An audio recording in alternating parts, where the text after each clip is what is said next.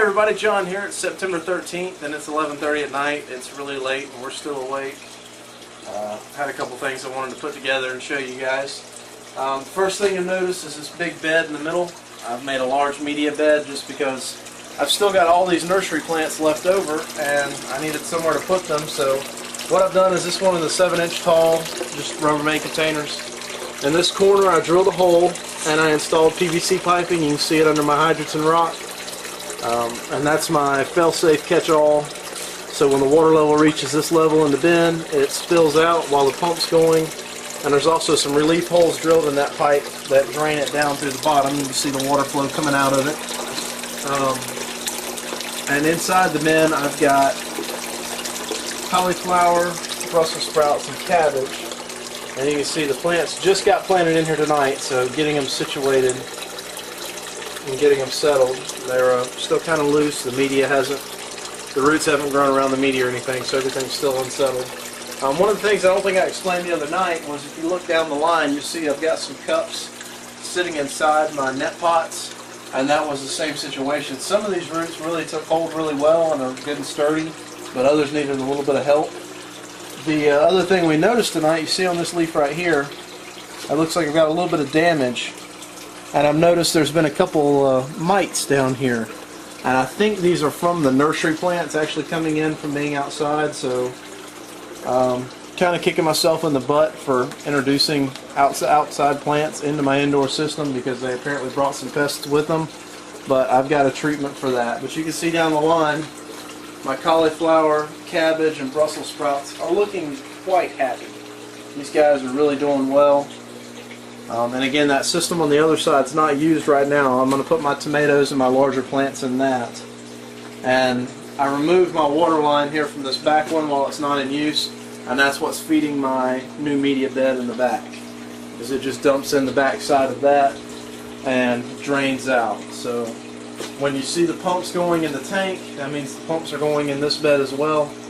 And when the pump shut off, everything shuts off, and it's got an 1/8 inch relief hole in the bottom of this as well that will slowly drain back into the tank.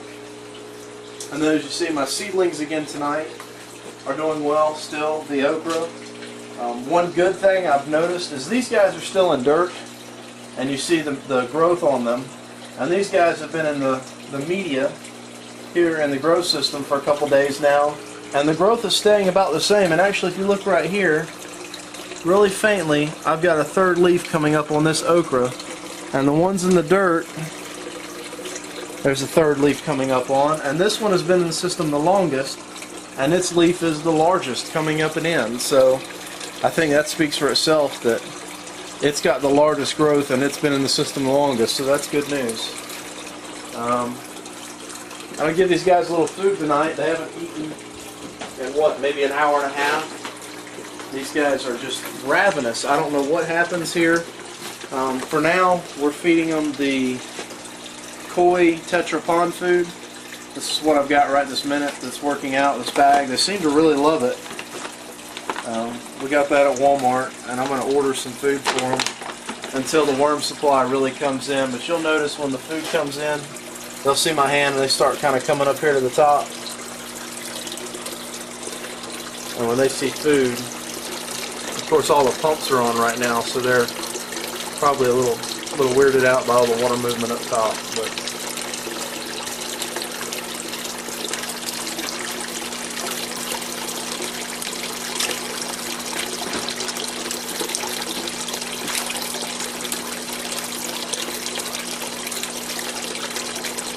so that's the tilapia.